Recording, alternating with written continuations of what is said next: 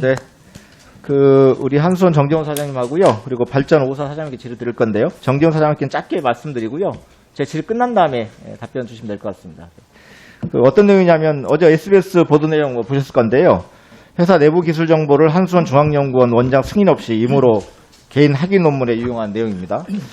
전 직원이 자신의 개인 학위 논문에 내부 정보를 유용했는가 이런 것보다도 어떻게 이런 자체가 발생할 수 있는가에 대한 내부 시스템에 대한 걱정이 더 큽니다. 그래서 특히나 한수원은 국가 중요시설 관련 기관이기 때문에 그런 정보들이 유출되면 국가 안보에 위협이 되는 요소라고 생각해서요.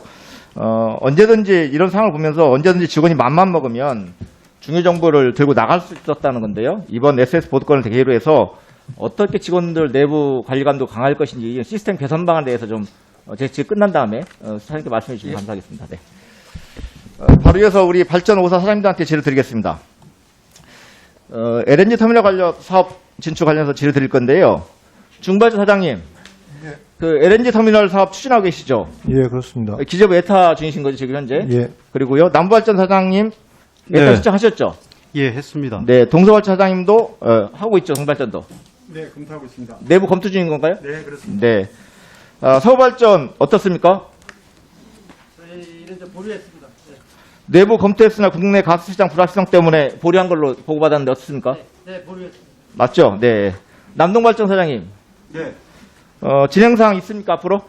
앞으로 삼천포 1, 2호기, 3, 4호기 대체할 때, LNG 할 때 아마 검토가 이루어질 것 같습니다. 현재 아직 지금 계획은 현재 예, 없는 한 거죠? 건 없습니다. 네네.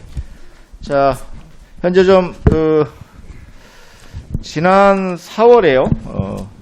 그래서 지름 운전, 현재 진행 속도 제일 빠른 우리 중부발전 사장님 중심으로 여쭤보겠습니다. 네. 지난 4월에 2021년부터 2034년까지 천연가스 수요량을 예측하는 14차 장기 천연가스 수요 계획이 발표됐습니다. 네. 2034년까지 천연가스 수요가 총 4,797만 톤으로 2021년 현재에 비해 약 8.6% 증가하는 거고요. 또 여기에는 제9차 전력 수급 계획에 따른 저탄소, 친환경 정책 등을 고려한 LNG 복합 발전에 쓰이는 발전용 천연가스 수요 전망치도 포함되어 있습니다. 발전용 수요는 2,088톤으로 현재 2,011만 톤에 비해서 약 9.5% 증가합니다. 또 그리고 14차 천연가스 수요 계획에는 가스공사와 민간이 건설하는 LNG 저장기지 시설 확충 계획도 역시 포함되어 있습니다. 현재 당진에 건설 중인 한국가스공사의 제5기지 건설과 민간기지 건설이 완료되면 2034년까지 총 1,840만 킬로리터의 LNG 저장 용량이 확보되는 현재 상황입니다. 중발전 사실 여쭙겠습니다. LNG 저장시설 이 정도면 충분합니까? 부족합니까? 저희가 볼 때는 근본에 발표된 NDC 상향 등을 검토할 때 향후에 추가 석탄 화력의 폐지 등으로 인해서 LNG 발전량 예측에 추가적인 변동이 있을 것으로 판단을 하고 있습니다. 네, 그러시면 그렇게 판단하시면 제가 지른 내용 더 들어보시고 더 심사숙고하셔야 될 것 같습니다. 마찬가지로 14차 장기 천연가스 수급 계획에는 이미 LNG 저장시설 및 배관시설에 대한 계획도 다 수립되어 있고요. 앞서 말씀드린 대로 1,840만 킬로리터의 저장시설이 확충된다면 최근 정부의 NDC 목표비를 상향에 따른 LNG 수요 증가량은 물론이고요. 도시가스든 발전가스든 2034년까지의 모든 LNG 수량을 충분히 수용할 수 있습니다. 따라서 발전 공기업들이 별도의 저장기를 구축할 게 아니라 이미 전국적으로 마련되어 있는 가스공사의 천연가스 단일 공급 배관망을 연결해 발전용 LNG를 수급하면 될 일입니다. 자, 이 입장은 가스공사 입장일 수 있습니다. 제가 오늘 산업부에서 지금 에너지 관련된 국장님이 참석 안 하셔서 말씀 못 드리고 있는데요. 종합부 때 다시 질의를 하긴 할 거예요. 어떤 거냐면 가스공사가 하든 발전자회사가 하든 간에 단일하게 목표치에 맞게끔 장기 수기 계획에 맞게끔 준비가 되는 거지 이게 좀 통합되지 않게 준비되는 게 지적을 하고 있는 겁니다. 자, 중발전 사장님. 예. 실제로 정부도 민간의 과잉투자를 방지하는 차원에서 가스공사 시설을 공동이용 서비스로 제공할 수 있도록 정했고요. 가스공사는 준공된 당진기지 저장시설 용량의 50%를 발전 공기업 등 직수급자에게 공동이용 서비스를 제공할 계획이라고 밝히고 있습니다. 저 자료 보시면 나옵니다. 즉 지금 현재 가스공사의 저장시설만으로 수급량을 충당할 수 있는데 LNG 터미널을 추가로 건설하는 건 중복 투자이자 과잉 투자이고 국가적 손실로 보입니다. 만약에 우리 발전 자회사들이 LNG 터미널을 건설한다고 한다면 지금 가스공사의 개발 계획에 대해서 새로운 추진 계획에 대해서 점검, 조정이 필요합니다. 이런 부분들을 산업부가 좀 정리했는지를 제가 궁금한 거고요. 다 이뿐만이 아닙니다.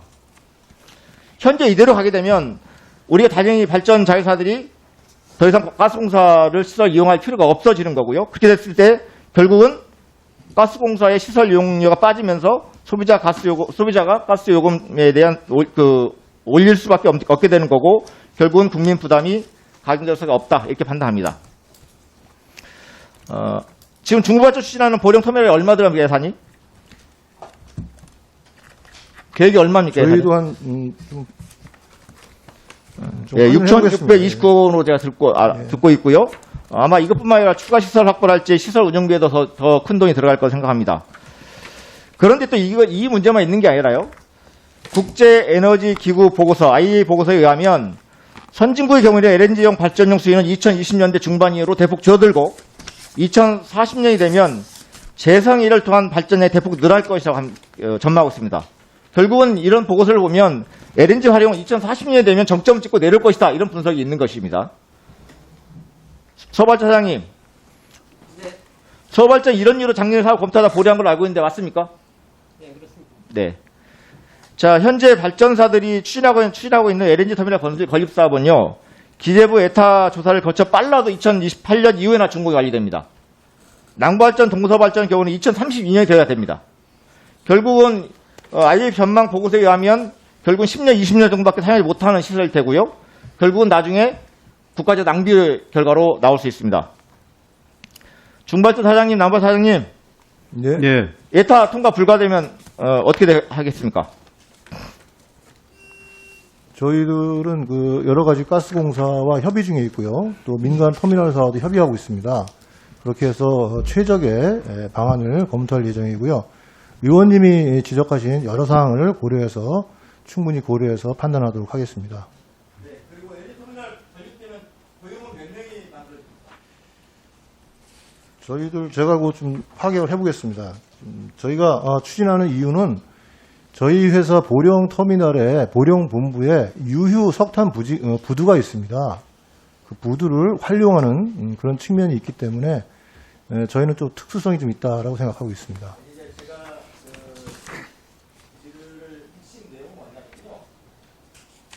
우리가 가스공사가 터미널을 확대를 하든 발전회사가 확대를 하든 할 수가 없습니다. 그런데 우리 LNG 수요장 국가 수요 계획에 맞춰서 서로 협의해서 이게 추가 수요가 발생하지 않게끔 추가 분기되지 않게끔 해야 되지 않겠습니까?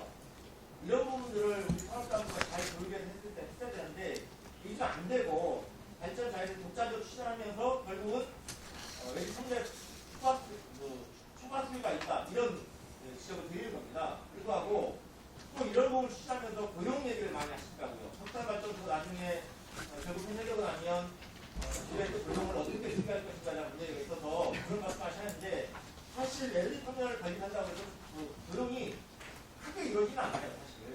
지금 사실 알다시피 10명 발전소 100명하면 고용 몇 명인지 아세요? 부가 사장님 몇 명인지 아세요? 10명 발전소 100메가 새로 발전하면 고용이 몇 명이 일어나야 돼요? 소발전 사장님. 네. 입사에 연료 발전소도 지금 몇 메가 지금 준비하고 있죠? 100메가, 아니 20메가 정도. 20년간도 그런 몇 명입니까? 여기 10명. 한번 10명 이내로 듣고 있습니다. 네, 그렇습니다. 이게 오가 되는 게 아니니까 그것도 별로 안 이루어져요 사실은. 그러니까 이런 부분들을 종합적으로 고려하셔서 중간 상황이 추진하는 바랍니다. 예, 알겠습니다. 네. 수사 가능하신 내용 있으신가요? 아까 지적하신 부분을 보면은 일자리 창출 부분 해가지고 건설 중에 한 5년간 6,800명, 그 다음에 운영 중에는 직접 고용 인원만 40명 정도 창출됩니다. 예. 우리가 고용을 얘기할 때 건설 부가만의 인원 몇 명이나 얘기하는데 사실은 그러면 어느 분사도 내 소송을 다 들어가는 것은 빼고 안정적 고용이 몇 명을 보게 되면 그리고 40명 일치 안 될 수도 있어요. 고용 때문에 한다 할지 이런 것들은 좀 명분이 너무 취약하지 않나 이런 생각이 듭니다. 자, 우리 한솔 의원님. 예. 아까 그 의원님께서 말씀하신 사항은 저희 한수원 내부에서 중앙연구원 아니라 어디든지 있어서는 안 될 일이었기 때문에 먼저 죄송하다는 말씀을 드리고요. 이걸 더 적발 기능을 강화하기 위해서 저희들이 뭐 연구윤리위원회라든지 논문관리 절차를 대폭 강화했습니다. 그러나 제일 중요한 것은 누군가 이것을 간부들이 하기 때문에 젊은 친구들이 제보를 해주면 원천적으로 차단할 수 있습니다. 그래서 저희들이 그 비실명 대리 신고제를 운영하고 있습니다. 이거는 본인이 제보하는 게 아니라 변호사한테 얘기하면 변호사가 알아서 내용을 정리해서 저희한테 제보를 하고 비용은 저희가 부담을 합니다. 그렇기 때문에 요즘 MZ세대는 이런 걸 시키면 못 참습니다. 그렇기 때문에 이 내부 제보가 활성화되면 근절될 거로 또 생각을 하고 있습니다. 내부 제보가 갖고는 안 될 것 같고요.